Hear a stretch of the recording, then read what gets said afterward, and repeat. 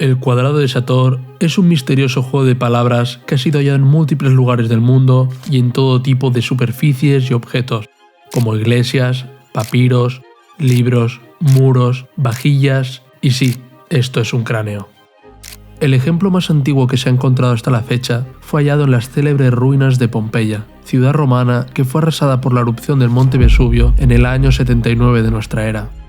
Desde hace más de 100 años, este críptico símbolo tiene a los investigadores e historiadores ensimismados con dos preguntas. ¿Cuál es su significado? ¿Y quién o quiénes lo crearon?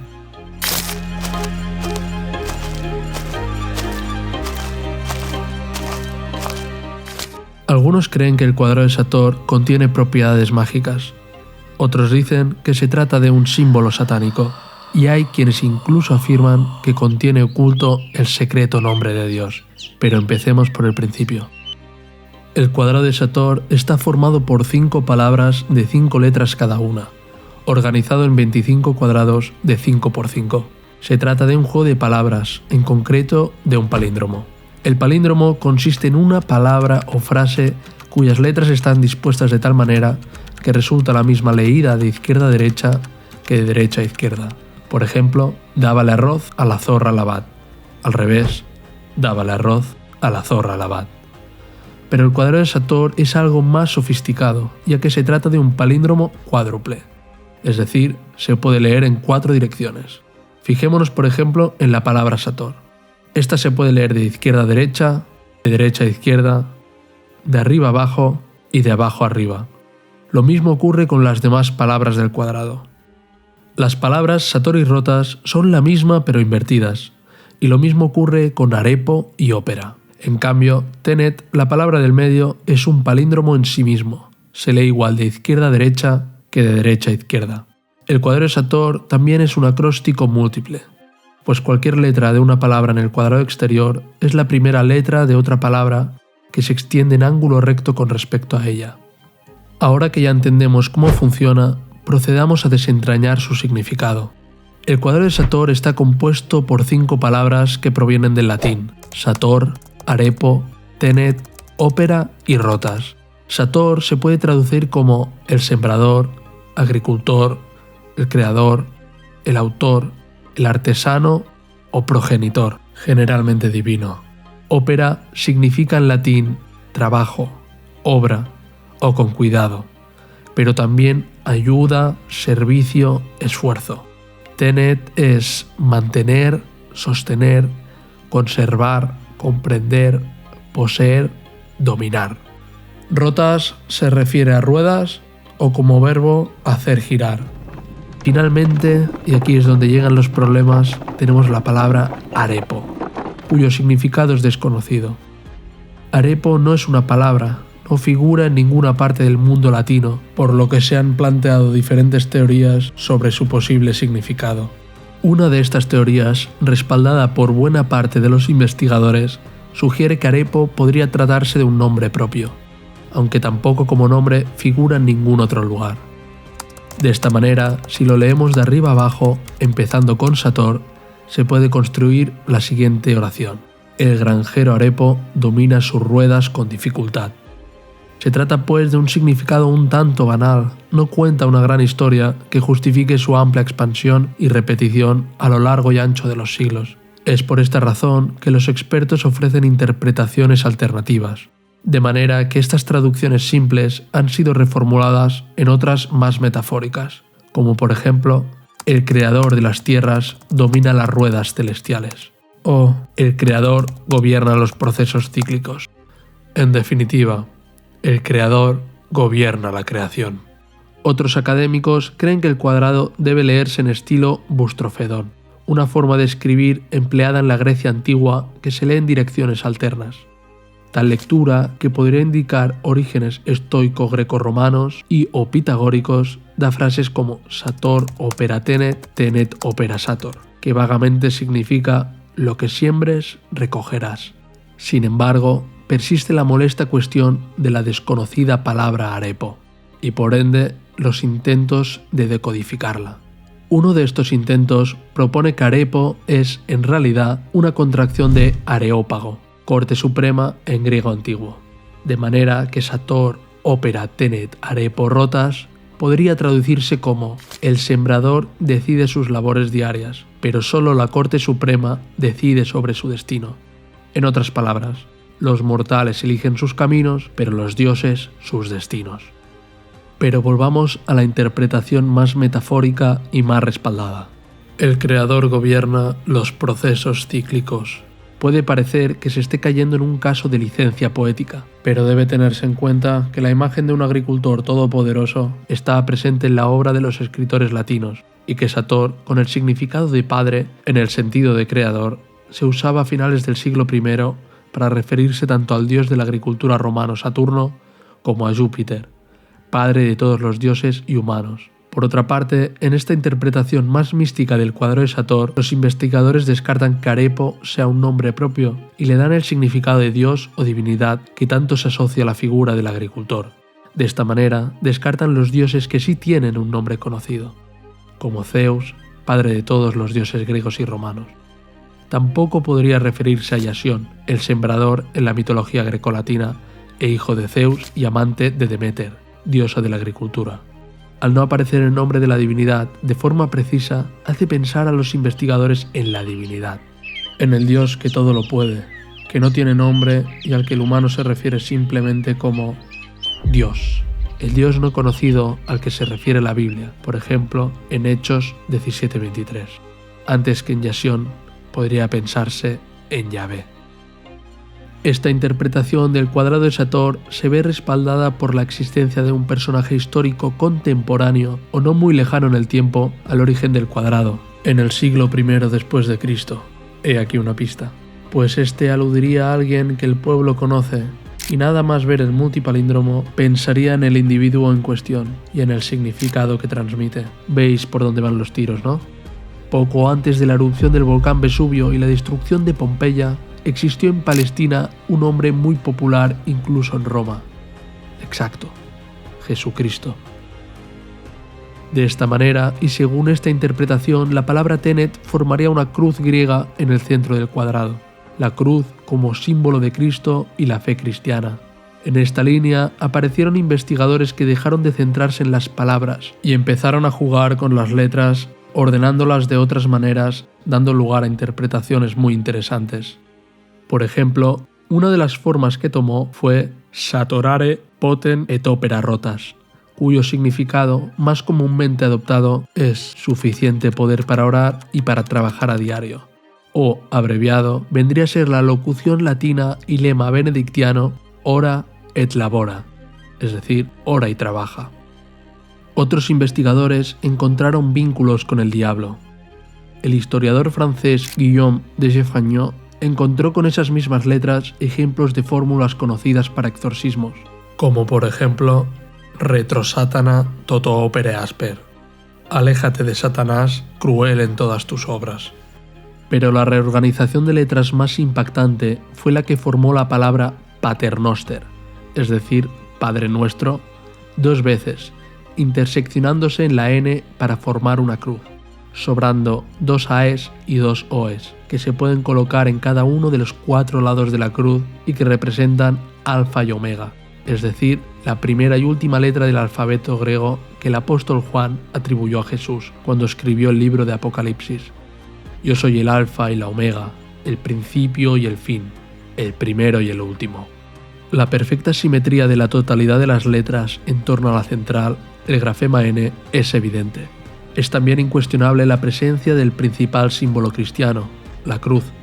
Además, la letra T también evoca la cruz, pero incluso está presente el otro símbolo capital en el mundo cristiano, el pez, que está representado por la letra central N.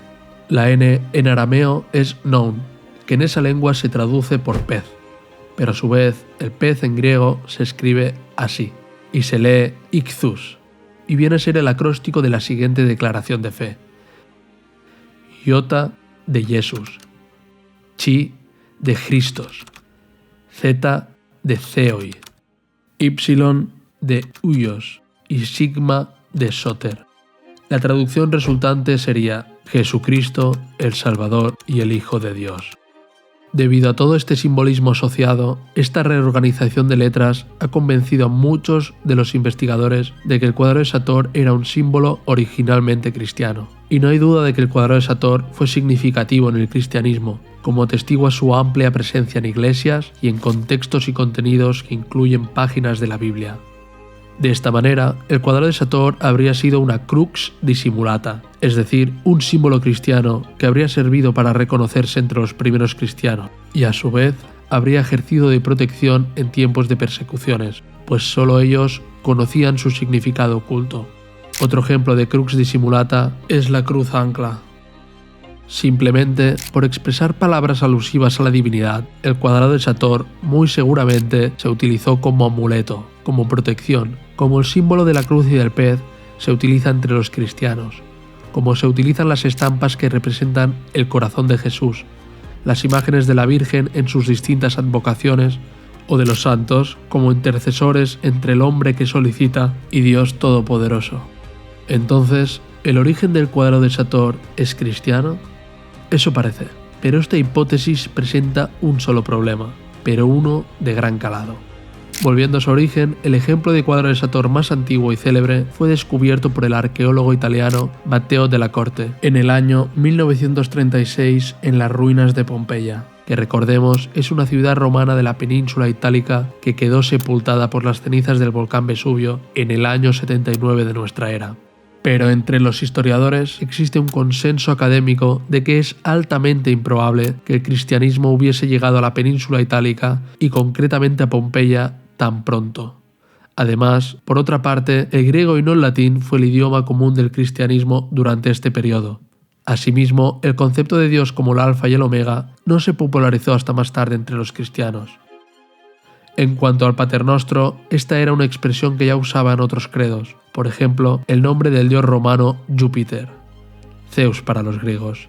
Es una contracción de diu, palabra de raíces indoeuropeas que significa luz, pero evoluciona a Dios, pues se entendía que los dioses eran seres de luz, y la palabra pater, es decir, padre.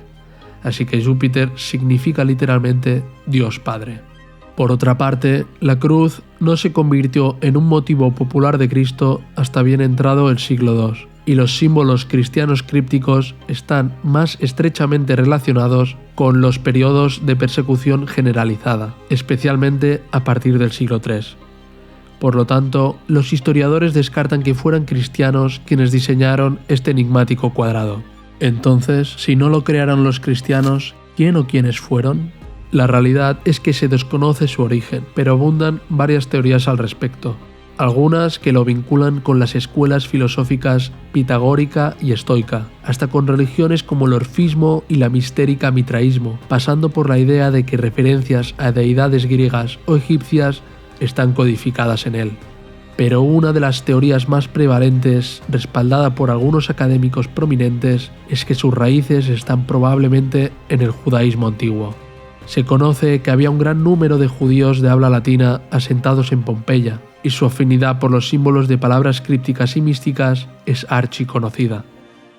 Y lo que para algunos prueba que era un símbolo cristiano, parece también válido para esa religión. Por ejemplo, las T de Tenet pueden explicarse no como cruces cristianas, sino como una forma latina del símbolo de salvación judío Tau. Por otra parte, la palabra paternoster también era común en el judaísmo, en el que varias oraciones se refieren al Padre Nuestro.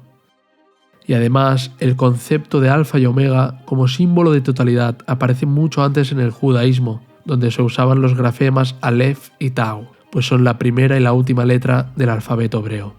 Por estas razones, los investigadores proponen que el cuadrado de Sator pudo ser creado durante las persecuciones a los judíos de los años 19 o 49 después de Cristo, y cayó en desuso solo para ser revivido más tarde por los cristianos, que enfrentaban una persecución similar y apreciaban el simbolismo oculto del cuadrado. ¿Y qué hay de la teoría de que el cuadrado de Sator contiene oculto el nombre secreto de Dios? Pues sí. Hay quienes aseguran que el cuadrado de Sator esconde el nombre de Dios, aunque, y siento ahogaros la fiesta, estas teorías nunca han llegado a conclusiones plausibles. Aún así, el matemático estadounidense John Nash, que contribuyó fundamentalmente a la teoría de juegos, a la geometría diferencial y al estudio de ecuaciones en derivadas parciales, desarrolló una teoría que asegura que el cuadrado de Sator sería la representación de la esencia del Dios Padre. Para ello se sirvió de la numerología, una pseudociencia que afirma que existen números con propiedades particulares que pueden incidir en la vida física o esconder mensajes reveladores. La numerología pretende establecer una relación mística entre los números, los seres vivos y las fuerzas físicas. En este sentido, todo se puede reducir a números, y el cuadrado de Sator no es la excepción. Aplicando la numerología se puede asignar a cada letra su valor. Así, el número 1 corresponde a la letra A, el 2 al grafema B, el 3 a la C, y de esta forma procedemos sucesivamente hasta llegar al número 26, que correspondería a la letra Z. Entonces, si aplicamos dicha teoría al cuadrado de Sator, debemos descomponer las palabras en grafemas individuales y asignarles su valor correspondiente. Lo que antes eran palabras, ahora son números. Una vez hecho esto, sumamos todos los números correspondientes a una misma palabra y cuando quedan cifras de dos guarismos, los reducimos a una sola cifra, sumándolos, tal que así.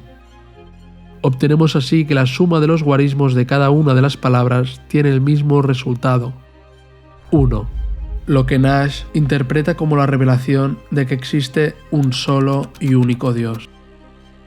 Pero cualquiera que fuera el significado original del cuadrado de Sator, este perduró y cambió, y con el correr de los siglos terminó imbuido de propiedades mágicas, siendo visto como un amuleto protector para alejar el mal o la enfermedad.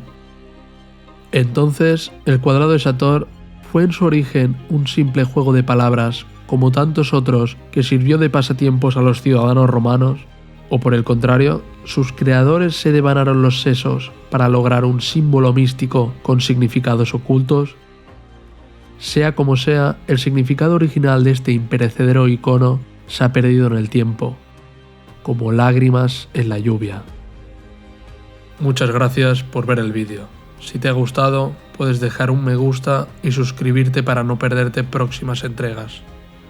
Nos vemos en el siguiente vídeo.